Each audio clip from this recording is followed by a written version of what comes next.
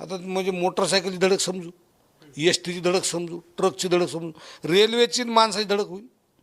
हां, त्याला त्याच्या आधी 4 महिन्यानं त्याला कुत्र्याने मारलं, तवाही मेलं म्हणून टाकलं. या प्रकरणावरून तुम्ही आवाज वगैरे उठवणार? आवाज तर आम्ही सगळ्यांचे उठवायला साहेब. आम्ही प्रत्येक प्रकरणात आम्ही जनता ही मायबाप आहे, गरीब माणसं आहेत साहेब, ती हताश आहेत, ती बोलू शकत नाहीत.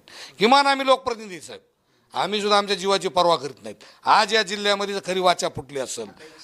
शेवटचा प्रश्न, लोकसभेमध्ये थोरल्या पवारांनी गुलाल उधळला बीडमध्ये, विधानसभेमध्ये देखील थोडं पारडं जड जे आहेत ते धाकट्या पवारांचं भरलं. मात्र स्थानिक स्वराज्य संस्थेच्या निवडणुकीमध्ये काय परिस्थिती राहू शकते?